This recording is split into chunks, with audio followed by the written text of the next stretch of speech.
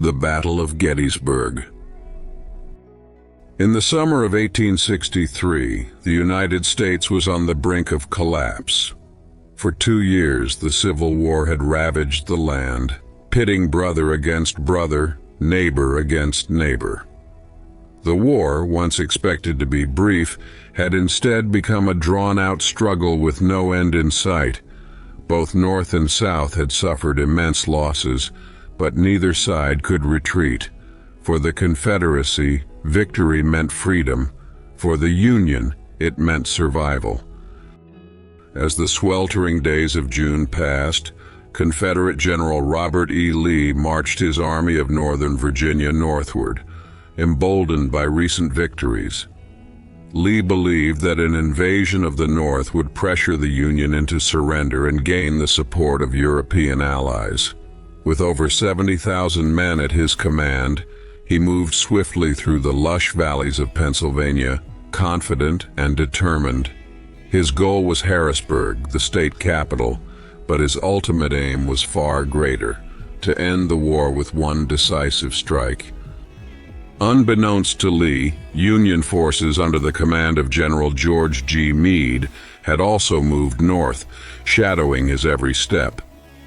With nearly 100,000 soldiers, the Army of the Potomac was larger, but morale was low, and the soldiers were weary from battles lost and won. Meade himself had just taken command only days before, and was under immense pressure to stop Lee's advance. And so, in the midst of this chaos, both armies found themselves unknowingly converging on a small Pennsylvania town that no one had ever thought much of before: Gettysburg. On the last day of June, scouts and cavalry units from both armies met on the outskirts of Gettysburg. The first shots were fired in a skirmish over a shoe supply rumored to be held in the town. But what began as a minor confrontation would soon ignite into the largest and deadliest battle ever fought on American soil. As night fell on June 30th, the Union and Confederate armies were on a collision course. The soldiers set up camp beneath a looming stormy sky, unaware of the horrors that awaited them. Soon, the fields, hills, and ridges around Gettysburg would bear witness to an inferno of cannon fire, desperate charges, and unimaginable sacrifice. The battle to decide the fate of a nation was about to begin. The dawn of conflict, July 1st, 1863. On the morning of July 1st, 1863, the dawn was slow to rise over the town of Gettysburg. Mist clung to the fields and low valleys, casting an eerie, pale blanket over the landscape, as though nature itself were reluctant to witness the day that lay ahead. For a brief, fragile moment, the world was silent. The early light crept across the hills, painting them in soft hues of gold and gray. A thin line of Union soldiers, mostly cavalrymen under General John Buford, stood scattered along McPherson Ridge, watching, waiting. For the men, the dawn was anything but peaceful. Each soldier felt a quiet pressure building, a sensation that crawled under the skin. It was the kind of stillness that makes the heart race in anticipation, a premonition of violence to come. They had heard rumors the night before that Confederate forces were close, maybe even just a few miles away. Whispers and half-heard fragments of news had drifted through their camp, enough to fill the air with a nervous energy. Eyes darted nervously from man to man, each soldier wondering if he was ready, wondering if he would live to see another dawn. As the mist began to thin, Buford rode up and down the line, his horse's hooves muffled by the damp ground. He was a steady presence, his face calm and serious as he assessed his men. Buford knew what was coming. He had scouted the area himself, studied the landscape, noted every rise and hollow that could provide a defensive advantage.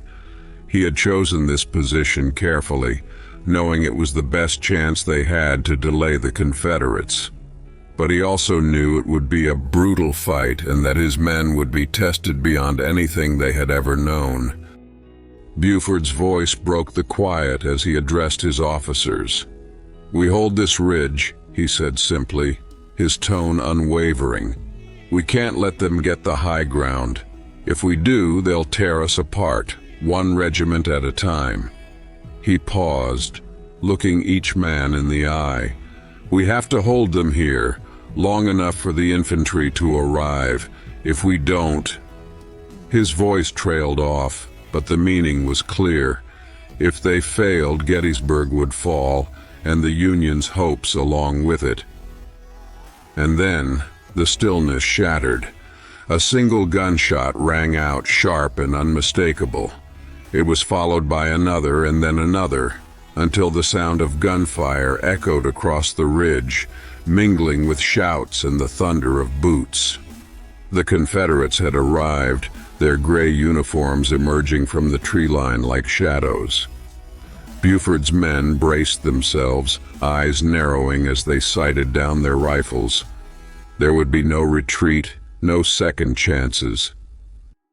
The morning mist had barely lifted when the first shots rang out along McPherson Ridge, shattering the fragile quiet. Confederate soldiers emerged from the woods, their movements quick and purposeful as they formed into line, rifles at the ready. For the men of Union General John Buford's cavalry, there was no time to think, no time to question. They had their orders: hold the ridge, whatever it took. And so they stood, their eyes trained on the advancing gray line, fingers gripping their rifles with white-knuckled intensity. For Buford, the stakes were clear. He knew that if his cavalry could hold the ridge long enough, they would buy precious time for the Union infantry to arrive and take up defensive positions on the high ground. As he rode up and down the line, shouting encouragement to his men, he could see the tension in their faces. Some were barely more than boys, their eyes wide with a mix of fear and determination. Others were veterans of many battles, their expressions set in grim resignation. Yet all of them understood what was at stake. They knew that if the Confederates seized the high ground, the Union's chances of victory would be slim. Then, through the haze of smoke and chaos, a new sound emerged, the distant steady rhythm of drums accompanied by the thud of marching boots. Buford's heart leapt as he realized what it meant. Union reinforcements were on their way. General John Reynolds and his infantry were arriving, their blue uniforms a welcomed sight amid the sea of gray. With renewed hope, Buford's men redoubled their efforts, firing into the Confederate ranks with grim determination. As night fell, the Union soldiers regrouped, tending to the wounded and burying their dead. The air was thick with smoke and the lingering scent of gunpowder, a grim reminder of the day's horrors. Yet, as exhausted as they were, they knew that this battle was far from over. They had won a small victory, but tomorrow would bring new challenges, new sacrifices. And so, as they settled in for a fitful night's rest, each man knew that the worst was yet to come. As the afternoon of July 1st wore on, McPherson Ridge became a cauldron of gunfire, smoke, and blood. Union cavalry under General John Buford had held the line for hours, their faces streaked with sweat and grime, their uniforms torn and splattered with mud. Exhaustion weighed on every man, yet they fought on, refusing to yield an inch of ground. Each Union soldier understood that their desperate resistance was the only barrier keeping the Confederate tide from washing over Gettysburg and claiming the high ground. But Buford's men were nearly spent. They had done all they could, held out longer than anyone could have expected, but they knew their numbers would not last much longer against the relentless Confederate advance. Each volley of gunfire was slower than the last, each reload more sluggish as the men's muscles began to tremble with exhaustion. They needed relief and fast. Then, through the haze of battle, the sound of drums and the tramp of boots rose over the din. Reinforcements had arrived. To Buford's weary cavalry, it was the sound of salvation. The men turned to see a line of Union infantry marching toward them, the glint of their bayonets piercing through the smoke like a ray of light in a storm. At their head rode General John Reynolds, a man of steady resolve and quiet authority, his presence an instant reassurance to the embattled soldiers on the ridge. Reynolds was known for his courage and for his willingness to lead from the front. He was a soldier's soldier, the kind of leader who inspired confidence simply by being there, and his arrival was a godsend to the men of Buford's cavalry. Without hesitation, Reynolds took command, barking orders with the confidence of a man who knew exactly what needed to be done. Reynolds turned to his officers, his gaze unwavering as he surveyed the battlefield. "Deploy along the ridge," he commanded, his voice steady and clear above the noise. "We will hold this line whatever it takes. The enemy must not take the high ground." His infantry surged forward, fanning out along McPherson Ridge with practiced precision.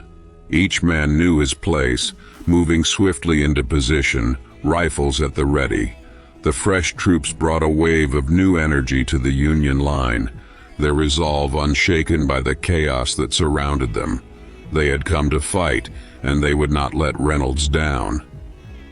Reynolds himself rode back and forth along the line, his presence a steadying force for the men around him.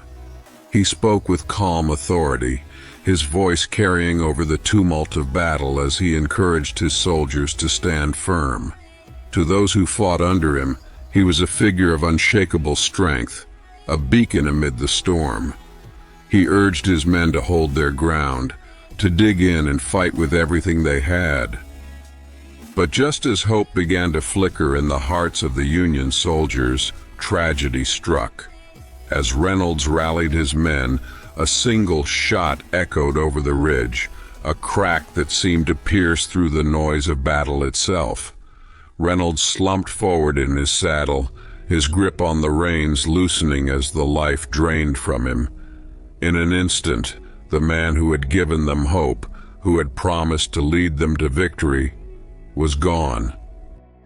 Reynolds fell from his horse, collapsing into the dust and dirt of McPherson Ridge. The soldiers around him were momentarily stunned, their hearts seizing with shock and disbelief. Some cried out in horror, while others were struck silent, staring in mute shock at the lifeless body of their general. The news spread quickly down the line, the men whispering his name as if the very act of speaking it aloud would make his death real. But there was no time for grief. Even in the wake of their general's fall, the Union line had to hold. Reynolds' officers took up his commands, rallying the soldiers and urging them to stand firm, and though their hearts were heavy with sorrow, the men found strength in their fallen leader's example. Reynolds had given his life to defend this ridge, and they would honor his sacrifice by doing the same. In that moment, the soldiers of the Union became more than just men fighting a battle. They became part of something larger, bound together by the memory of a leader who had laid down his life for them. And so, as the Confederate forces pressed closer, they held the line with renewed determination, each man silently vowing that they would not let Reynolds' death be in vain. The fighting grew fiercer as the Confederate forces bore down on the Union position, their relentless advance sending waves of fresh attackers against the weary defenders. But the Union soldiers, inspired by the memory of their fallen general, fought with a ferocity that belied their exhaustion. They dug in, their feet planted firmly in the earth, firing volley after volley into the advancing Confederate ranks. Around them, the battlefield had become a scene of unspeakable carnage. Smoke choked the air so thick that the soldiers could barely see the enemy lines. The ground was littered with bodies, the fallen lying where they had fallen, their faces turned to the sky. The smell of blood and gunpowder filled the air, a grim reminder of the terrible cost of war. But still, the Union soldiers held their ground, their eyes fixed on the advancing enemy, their minds filled with thoughts of the fallen.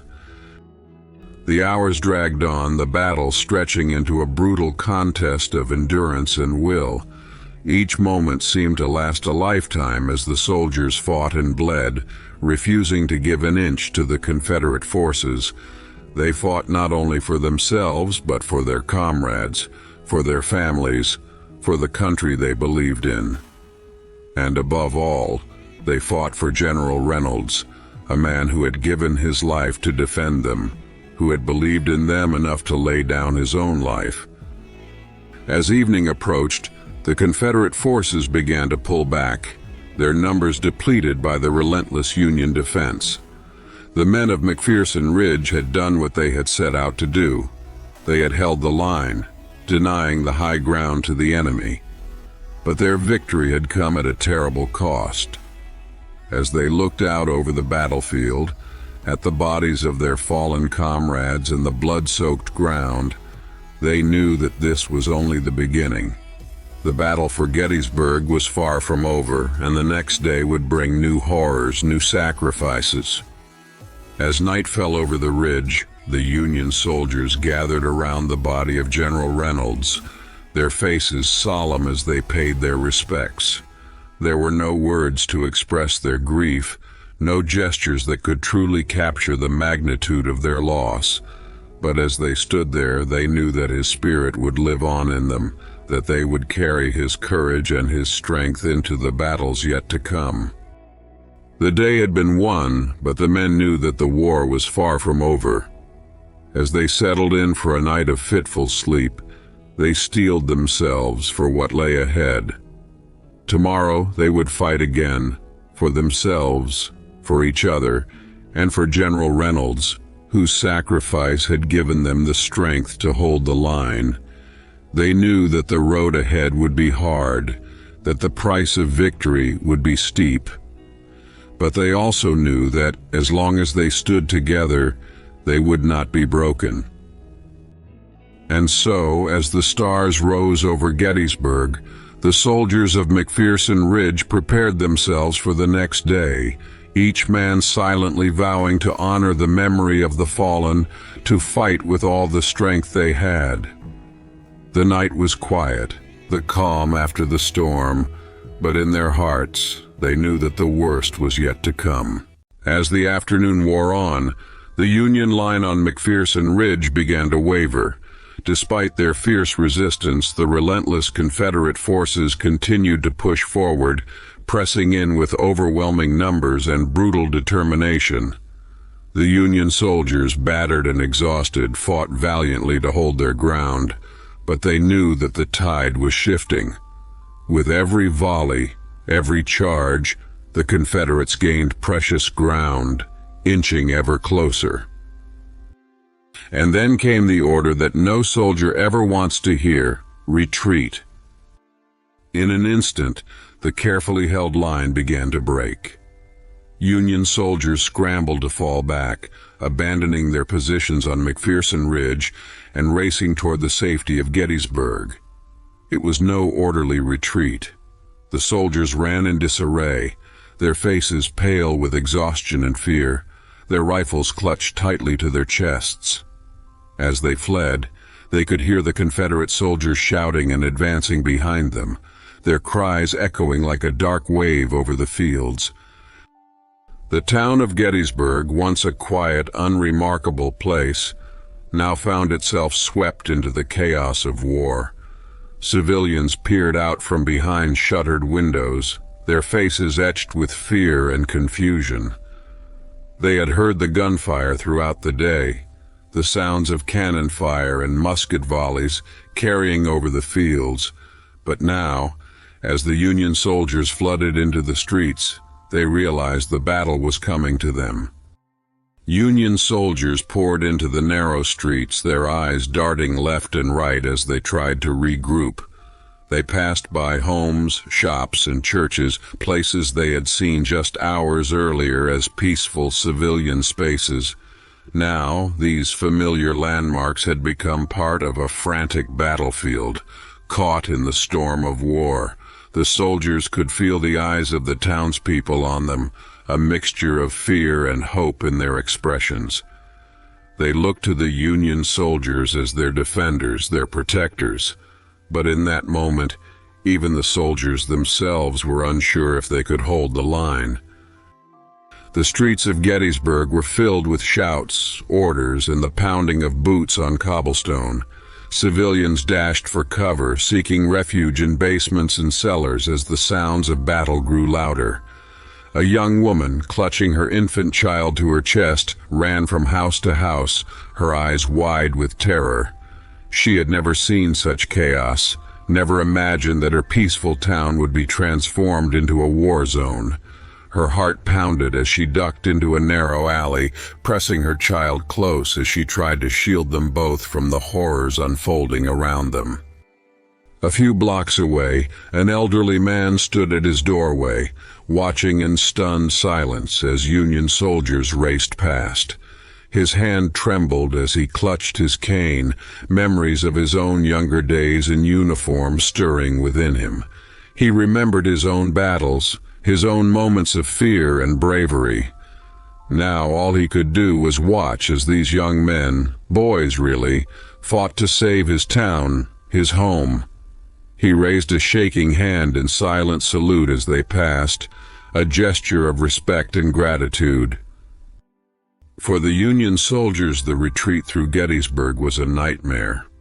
Their training had not prepared them for this. A fight in the narrow, twisting streets of a civilian town where every corner, every doorway could be a trap.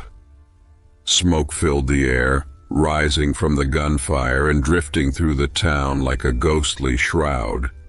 The sounds of battle echoed off the brick walls, creating a cacophony of fear and confusion. Orders were lost in the noise, and many soldiers found themselves separated from their units, disoriented and vulnerable. Some Union soldiers turned to make a desperate stand, firing from behind fences and hedgerows, using the buildings as cover. They fired down narrow alleys, ducked behind walls, and reloaded their rifles as quickly as their shaking hands would allow. Every shot was an act of defiance, a refusal to surrender the town without a fight. But they knew, deep down, that it was a losing battle. The Confederates continued to advance, their gray uniforms blending into the smoke and shadows as they moved methodically through the streets.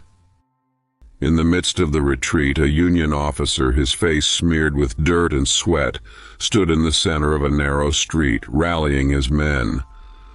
"Hold your ground," he shouted, his voice hoarse but determined. "We fall back to Cemetery Hill. Do not break. We hold the high ground there." His words carried over the noise, a beacon of hope and order in the chaos.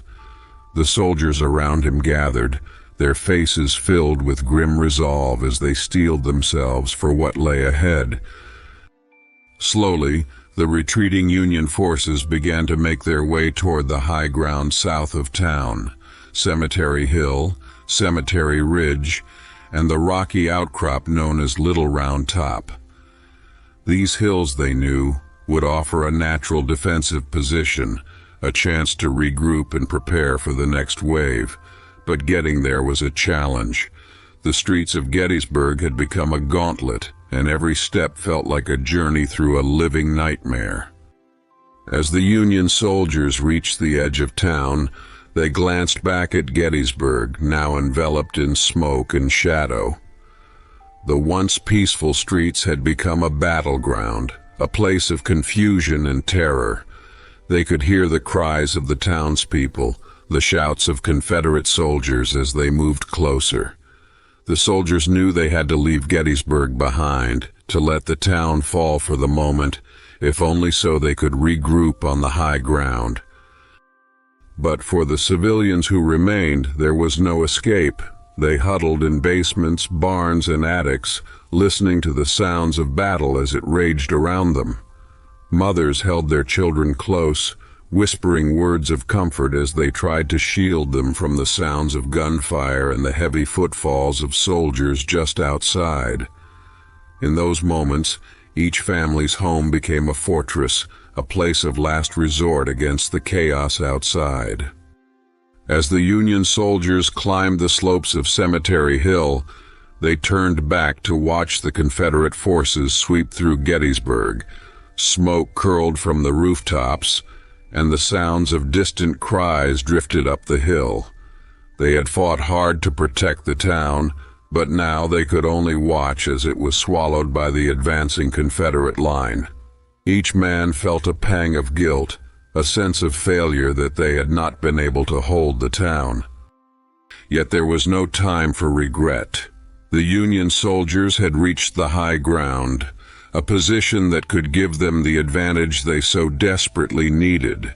They began to dig in, setting up barricades, lining the ridge with artillery, preparing for the onslaught they knew was coming.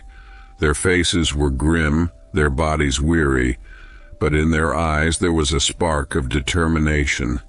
They had retreated, yes, but they were not defeated. On Cemetery Hill, Cemetery Ridge, and Little Round Top, they would make their stand. For the people of Gettysburg, that day would live forever in memory. Their homes, their streets, their lives had been torn apart in a matter of hours, transformed by the brutal reality of war. And as the Union soldiers looked down at the town below, they understood that their fight was no longer just for the Union or for victory. It was for the people who had trusted them to protect their homes. They had retreated through Gettysburg, but they would hold the line here, on these heights, for as long as it took. As night fell on July 1st, 1863, the Union soldiers reached the high ground south of Gettysburg, weary but determined. They had retreated, but they had not broken. Now they found themselves on Cemetery Hill, Cemetery Ridge, and the rocky outcrop known as Little Round Top, a stretch of high ground that could offer them the one thing they desperately needed: a defensible position. They understood the importance of these heights. Whoever held the high ground held the advantage, and so, as the dark closed in around them, they set about turning this ridge into a fortress. Under the dim, flickering light of lanterns and the faint glow of moonlight, the soldiers worked with quiet urgency. Their hands were rough and calloused, bruised from the day's fighting, yet they dug and piled earth, shaping the ground into a makeshift barrier. Shovels clanged against stone, the scrape of metal on dirt echoing softly in the still night air. They stacked rocks, placed felled trees, and prepared every scrap of cover they could muster. Each man knew that come morning, those hastily constructed defenses might mean the difference between life and death. Among them was a young lieutenant, his face shadowed with exhaustion but set with determination. He paused for a moment, wiping the sweat and grime from his brow, and looked down at the small town of Gettysburg below. Fires flickered in the darkness, the remnants of the day's chaos casting an eerie glow over the buildings. The town was quiet now, but he could still hear the faint cries of the wounded drifting up from the valley. For the lieutenant, Gettysburg was no longer just a name on a map. It had become a symbol, a place that carried the weight of the war. He knew they were here to protect not just a town, but the very ideals they fought for. Around him, the soldiers worked in silence, each man lost in his own thoughts. Some thought of home, of the families and friends they had left behind. They remembered the smell of freshly cut hay, the laughter of children playing in the yard, the warmth of a mother's embrace. These memories were their anchor, a reminder of why they fought, of what they had to return to. For others, there was no thought of home, only the immediacy of the task at hand. Their minds were filled with the image of the Confederate army looming in the darkness, waiting for dawn to break so they could resume their assault. Among the soldiers was an older sergeant, a veteran who had seen more battles than he cared to remember. As he dug, he thought about the men he had lost along the way, the faces of friends who had fallen in distant fields, who would never return home. He knew the cost of war better than most, and he understood that come morning, more men would join those ranks. Yet there was no bitterness in his heart, no resentment. He accepted his duty with the quiet resolve of a man who knew his place in the world. This was his life, and he would see it through, whatever the cost. At the top of Cemetery Hill, artillery crews worked to position their cannons, dragging the heavy iron pieces into place. Each cannon was a symbol of hope, a line of defense against the Confederate forces that would soon be upon them.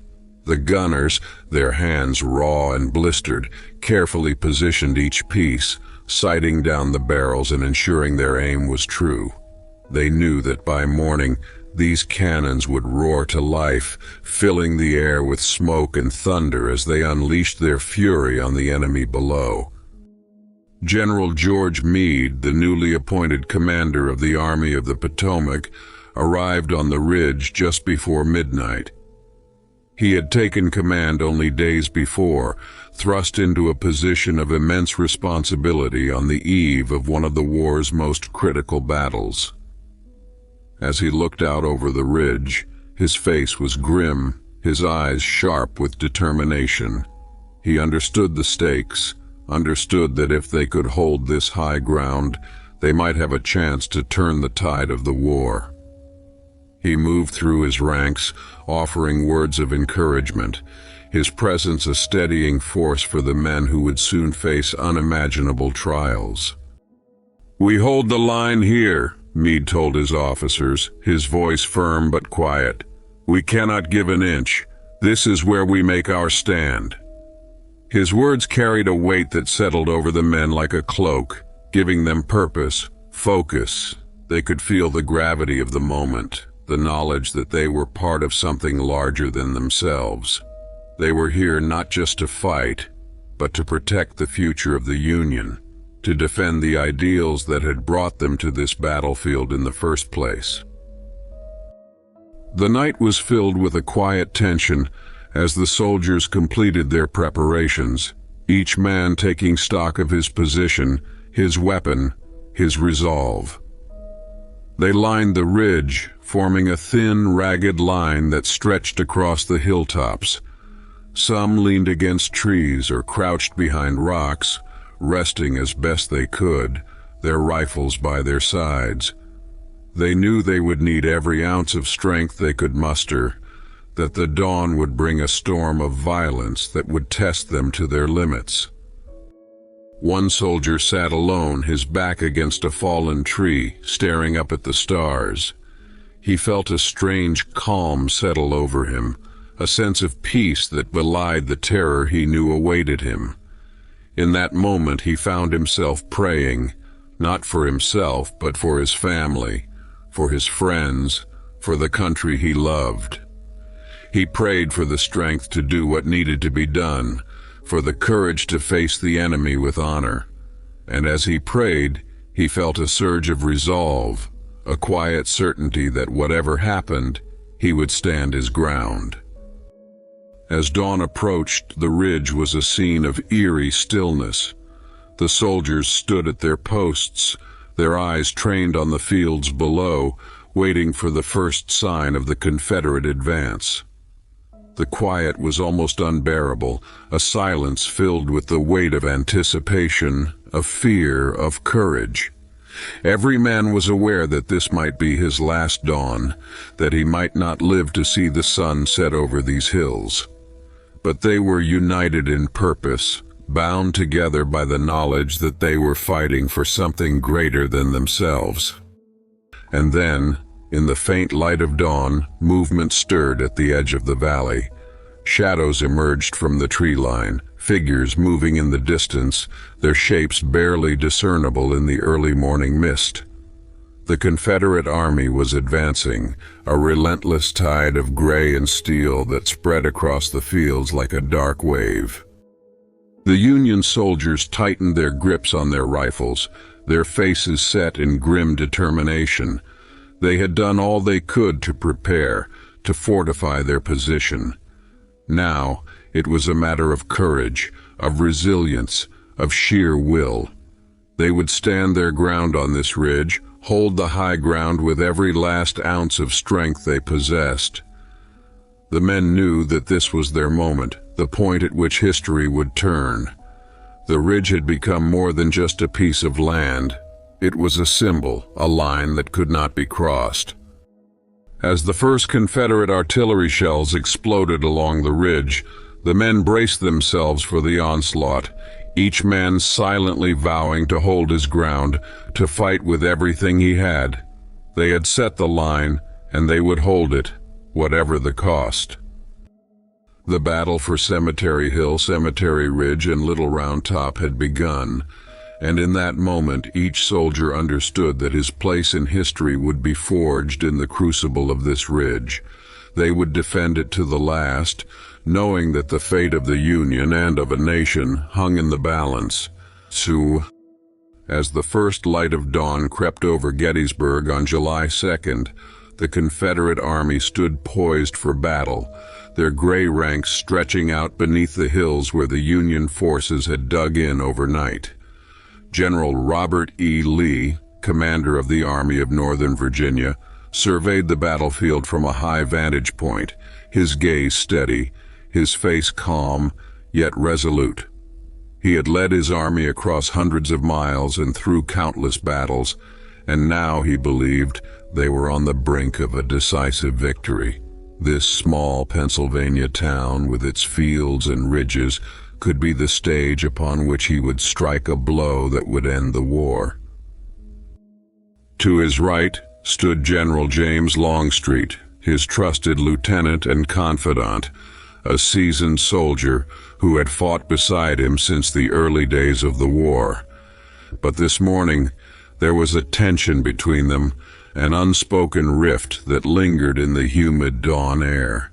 Longstreet, ever cautious, had argued against Lee's plan for the day's assault. He had counseled patience, urging Lee to circle south and dig in defensively, hoping to lure the Union forces into attacking. But Lee's mind was made up. They had the Union army cornered, and he saw this as their chance to strike a fatal blow. To Lee, it was a moment of opportunity too vital to let slip away. "General Longstreet," Lee said, his voice firm but measured, "our goal is within reach. We have pushed the Federals back, seized their town, and now hold them pinned on those hills. If we press forward, they will break. I am confident of that." Longstreet's face was grim, his jaw set tight. He respected Lee, revered him even, but he could not shake the feeling that this plan was a gamble with the lives of thousands. "General," Longstreet replied carefully, "the Union has the high ground. Attacking entrenched positions will be costly, perhaps unbearably so. If we could find a way to flank them—" Lee cut him off gently but firmly. "We have come too far to turn back, General. They are there before us and we will meet them. Trust in the courage of our men and in our cause. We have God's favor, I believe, and we shall prevail."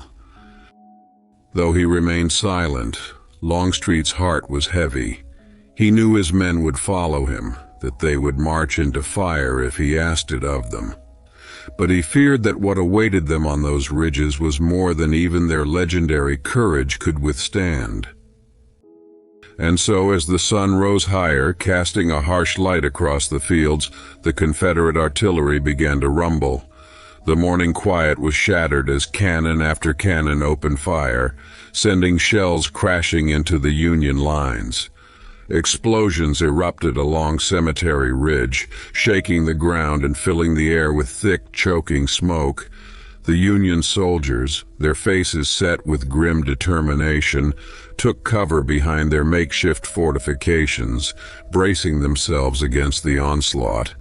Each explosion seemed to shake the earth beneath them, a reminder that the Confederate Army was a force to be reckoned with, a relentless tide that would not be easily repelled. Lee's plan was simple but audacious. He would strike the Union's left flank, pressing their defenses at Devil's Den, the wheat field, and Little Round Top. Meanwhile, he would send a force to threaten their right flank, keeping the Union commanders guessing, forcing them to spread their forces thin. By stretching the Union line, Lee hoped to find a weak point, a place where he could break through and turn the tide of the battle. He had seen his men achieve the impossible before, and he believed they could do it again.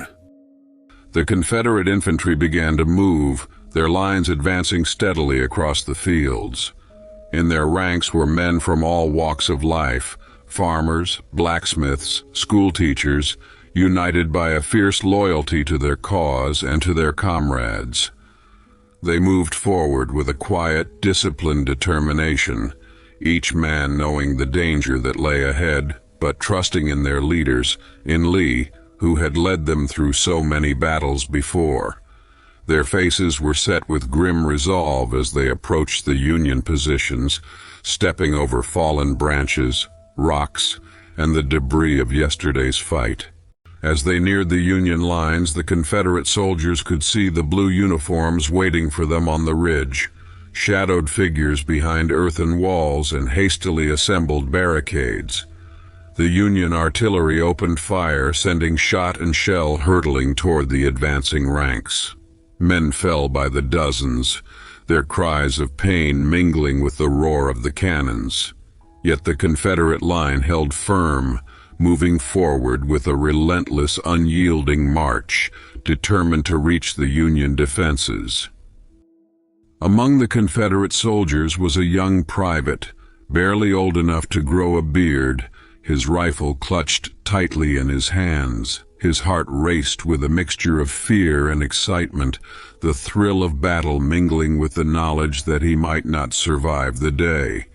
He glanced around at the men beside him, men he had marched and camped with for months, men who had become his brothers.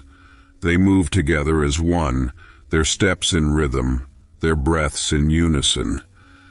Whatever happened on that ridge, they would face it together.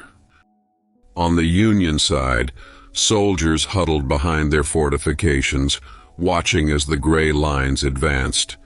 The ground beneath their feet trembled with the impact of Confederate shells, but they held their positions, their faces pale but resolute.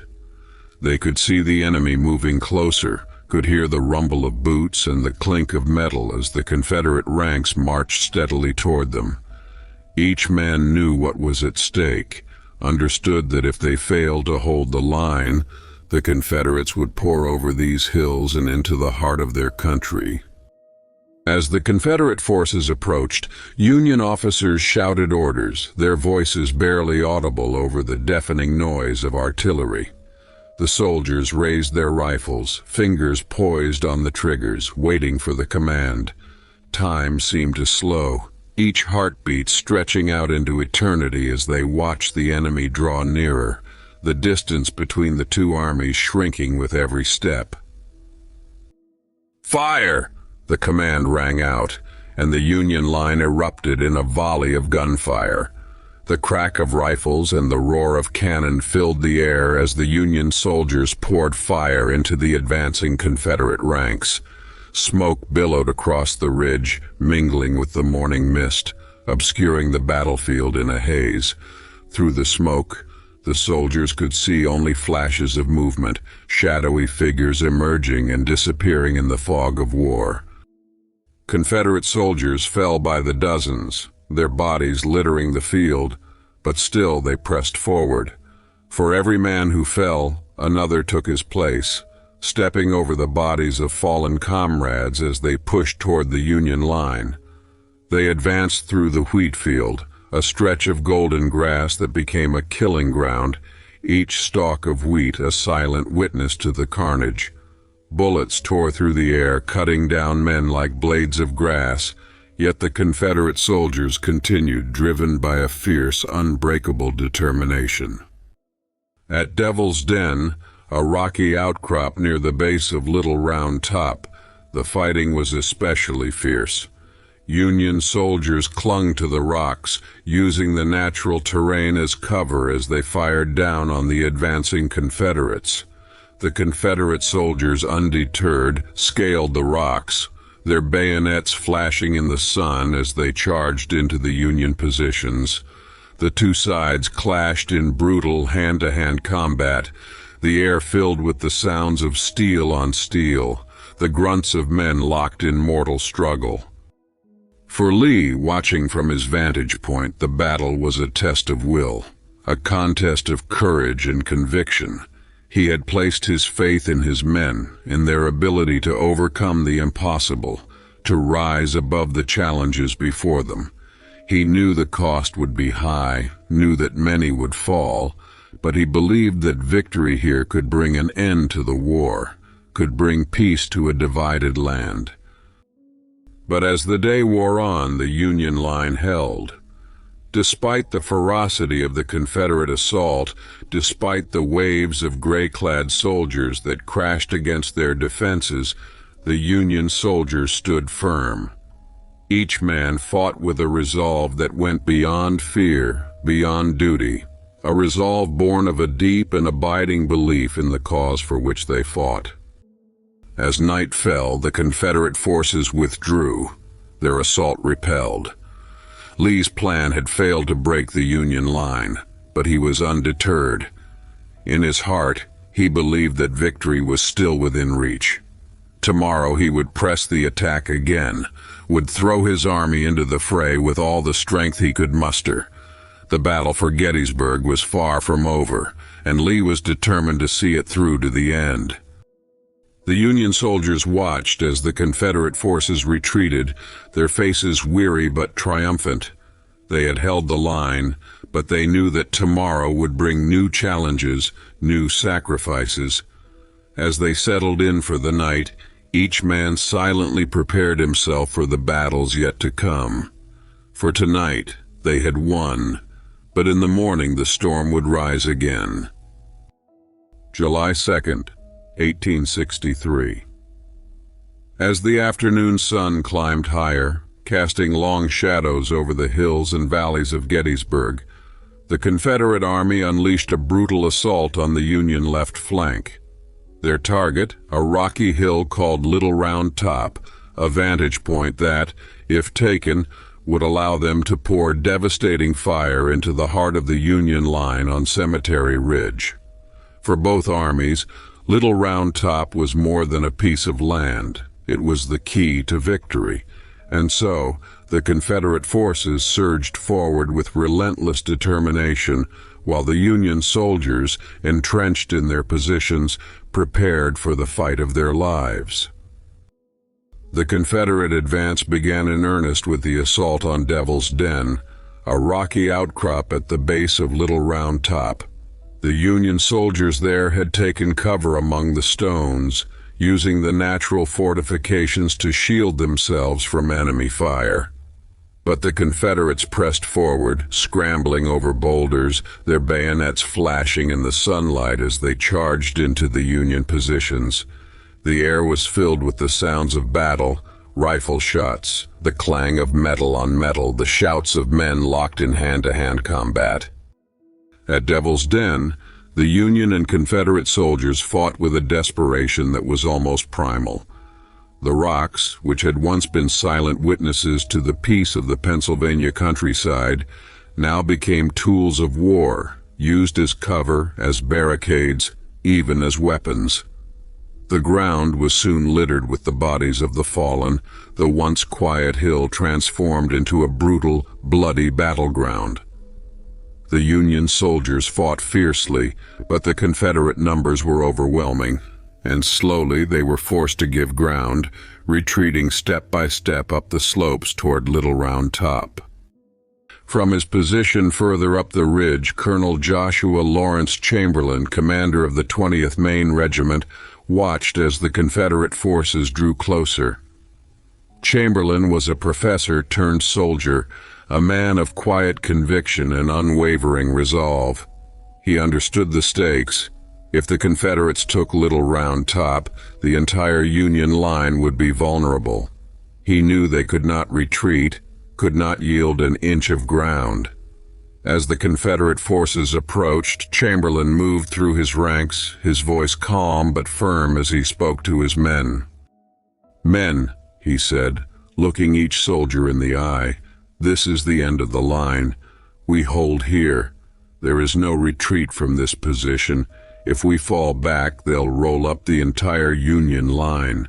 The fate of the battle, perhaps the war, depends on us holding this hill." His men, weary and battered from days of fighting, nodded solemnly, their faces set with determination. They knew that this was their stand, that they had been given a task from which there was no escape. They took their positions along the slope, rifles at the ready, and waited as the Confederate forces drew closer.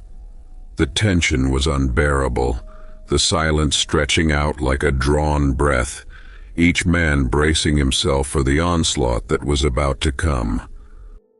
And then the assault began. Confederate soldiers surged up the hill, their bayonets fixed, their shouts filling the air as they charged toward the Union line. The men of the 20th Maine opened fire, each shot ringing out with deadly precision. The first wave of Confederates fell, but more took their place, climbing over the bodies of their fallen comrades as they pressed the attack. The ground between the two lines became a no-man's land, a place of smoke and blood where men fought and died with grim determination. Chamberlain moved among his men, shouting encouragement, urging them to hold the line. He could see the fear in their eyes, but he also saw something else, a fierce, unbreakable resolve. They knew that they were outnumbered, that the Confederates were coming at them with overwhelming force, but they held their ground, firing into the advancing ranks with everything they had. The fighting was fierce, the Confederate soldiers pushing closer with each assault. Union soldiers reloaded their rifles with shaking hands, their breaths coming in ragged gasps as they fought to keep the enemy at bay. Bullets whizzed through the air, striking rocks and kicking up dirt. The hillside was soon strewn with bodies, the ground soaked with blood, but still the men of the 20th Maine held their ground, refusing to yield. But as the afternoon wore on, the situation grew more desperate. The Union soldiers were running low on ammunition, their rifles nearly empty as the Confederate forces continued to press forward. Chamberlain realized that if they did not find a way to stop the assault, they would be overrun. The line was fraying, the men exhausted, but Chamberlain knew they had one last move left. With his mind racing, Chamberlain made a decision that would become legendary. He turned to his men, his voice steady but intense. "Fix bayonets," he commanded. The order, unexpected and bold, sent a shock through the line. His men looked at him, their faces a mixture of surprise and determination. Chamberlain repeated the command, his voice stronger now. "Fix bayonets! We're going to charge!" The men of the 20th Maine fixed their bayonets, the metal glinting in the late afternoon sun. Chamberlain took his place at the front of the line, his rifle in hand, and prepared himself for the charge. He knew that this was their last chance, that if they failed, the hill, and possibly the entire Union line, would be lost. With a shout that echoed across the hillside, Chamberlain led his men down the slope, charging directly into the Confederate forces. The suddenness of the assault took the Confederates by surprise, the sight of Union soldiers charging downhill with fixed bayonets filling them with shock and confusion. The two lines collided, the air filled with the sounds of clashing steel, of shouts and cries, as the Union soldiers pushed the Confederate forces back. The Confederate soldiers, disoriented and caught off guard, began to fall back, retreating down the hill as the men of the 20th Maine pressed forward. Chamberlain's charge had turned the tide, driving the Confederates from Little Round Top and securing the Union left flank. As the last of the Confederate soldiers disappeared into the distance, the men of the 20th Maine collapsed on the hillside, their bodies spent, their faces streaked with sweat and grime. They had held the line, defied the odds, and in doing so, had helped to change the course of the battle. For Chamberlain and his men, the victory on Little Round Top was bittersweet. The ground around them was littered with the bodies of their fallen comrades, men who had fought and died to defend that hill. But they had done what needed to be done. They had held the line. As the sun began to set over Gettysburg, painting the sky in shades of crimson and gold, the men of the 20th Maine took a quiet pride in their accomplishment, knowing that their sacrifice had not been in vain. Far below, General Meade received word of Chamberlain's success on Little Round Top. The Union left flank had held, and with it, the entire line. Meade understood the significance of what had happened that day, understood that without the bravery and determination of Chamberlain and his men, the battle might have taken a very different course. But the battle was not over. As darkness fell over Gettysburg, both armies prepared for another day of fighting, each side determined to see the conflict through to the bitter end. The men of the 20th Maine knew that they would face the enemy again, that the war would demand more of them before it was through. But as they looked out over the blood-soaked hills of Gettysburg, they knew that they had faced the impossible and emerged unbroken. For that day, that moment, they had held the line. While the fighting raged on Little Round Top, the Confederate forces launched a simultaneous assault on the Union's right flank. Their target was a patchwork of fields and orchards that included the Peach Orchard and Cemetery Hill, two strategic points that, if taken, would allow the Confederates to flank the Union position, forcing Meade's army into a vulnerable retreat. Here, the battle would reach new heights of desperation and carnage. As the Confederate soldiers approached the Peach Orchard, they moved in steady formation, a wave of gray advancing through the Pennsylvania farmland.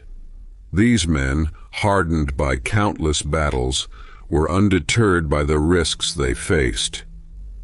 Each step they took toward the Union line brought them closer to the gunfire, the crackle of bullets and the crash of cannons echoing across the fields. The ground beneath their feet trembled with each cannon blast, the smell of smoke and gunpowder thick in the air. On the Union side, soldiers took up defensive positions around the Peach Orchard, their rifles trained on the advancing Confederates. They could see the enemy soldiers approaching through the trees and smoke, could feel the weight of the moment pressing down on them. Orders were shouted, commands barked, and the Union line prepared itself to meet the Confederate assault. They knew that if they failed to hold this ground, the entire Union position on Cemetery Ridge could be outflanked, spelling disaster for the army. The Union cannons opened fire, sending deadly rounds of canister shot tearing into the Confederate lines. Men fell by the dozens, their bodies crumpling to the ground as the artillery fire ripped through their ranks. But the Confederate soldiers pressed on, stepping over the bodies of their fallen comrades, their faces set with grim determination. The Peach Orchard became a killing ground, the soft earth torn apart by explosions, the trees splintered and shattered by the relentless artillery barrage. It was a scene of unimaginable destruction. a place where life and death hung in the balance with every passing second. The two lines clashed in a hail of bullets and bayonets, the soldiers of both armies locked in desperate combat. The Union soldiers, dug in behind fences and hedgerows, fired into the advancing Confederates with everything they had. The air was filled with the sounds of musket fire, the sharp crack of rifles and the shouts of men fighting for their lives. Smoke billowed across the orchard, mingling with the dust kicked up by the soldiers' boots, obscuring the battlefield in a thick, choking haze. As the Confederate forces drew closer, the Union soldiers fixed bayonets, bracing themselves for hand-to-hand combat. The lines met in a brutal clash, soldiers grappling with one another in the heat and chaos of battle. Bayonets flashed, knives were drawn, and the air was filled with the sounds of close-quarters combat, the grunts of exertion, the cries of the wounded, the clash of steel on steel. It was a fight for survival, a desperate struggle in which every inch of ground was paid for in blood. At the center of the Union line, a young captain stood shoulder to shoulder with his men, rallying them with calm, steady words. He had seen combat before, had faced the horrors of war, but today was different. Today, he understood that the fate of the entire army, perhaps the fate of the Union itself, rested on their ability to hold the line. His voice carried over the noise of battle as he urged his men to stand firm, to hold their ground. "We cannot let them through," he shouted, his voice fierce and determined. "Hold the line! Do not let them take this ground!" Despite their exhaustion, the Union soldiers fought on, driven by a fierce determination to defend their position. They knew that the high ground on Cemetery Hill was their last stronghold, the line that they could not afford to lose. They could see the Confederate soldiers pressing closer, could feel the weight of the enemy's resolve, but they refused to yield. Each man fired, reloaded, and fired again, their rifles hot to the touch, their hands shaking from the strain. The ground was littered with spent cartridges, the soil churned and stained with blood, but they held their positions with unbreakable resolve. But as the day wore on, the Union line began to weaken. The Confederate forces, undeterred by the relentless Union fire, continued to push forward, their numbers overwhelming. Slowly, the Union soldiers were forced to fall back, giving ground inch by inch as they retreated toward Cemetery Hill. The fighting grew even more desperate as they reached the base of the hill, with both sides locked in a brutal struggle for dominance. At Cemetery Hill, Union artillery crews worked with feverish intensity, loading and firing their cannons as fast as they could manage. Each shot sent deadly rounds into the Confederate ranks, but the enemy continued to advance, undeterred by the artillery fire. The ground around the cannons was littered with the bodies of fallen soldiers, the air thick with smoke and the acrid smell of gunpowder. The artillerymen, their faces streaked with sweat and grime, worked tirelessly, knowing that if the Confederate forces took this hill, all might be lost. But just as the Union line seemed on the verge of breaking, fresh Union reinforcements arrived, surging forward to bolster the defenders on Cemetery Hill. These were men who had marched for hours, their bodies weary, but their spirits unbroken. They joined the line with a fierce resolve, their arrival a spark of hope in the midst of the chaos. Together, the soldiers of the Union rallied, their voices rising in a defiant shout as they prepared to face the Confederate forces once more. The Confederate soldiers, sensing that the battle was slipping away from them, launched one final desperate assault on Cemetery Hill. They charged up the slope, bayonets fixed, their faces set with grim determination. The Union soldiers met them with everything they had, firing into the advancing ranks, their rifles flashing in the dimming light. The two lines collided in a brutal clash, the hillside transformed into a maelstrom of noise and fury. Hand-to-hand combat erupted across Cemetery Hill, the soldiers grappling with one another in the darkness, each man fighting with every ounce of strength he could muster. Bayonets thrust, rifle butts swung, fists and knives used in the desperate struggle. The ground beneath their feet was slick with blood, the air filled with the shouts of the wounded, the dying.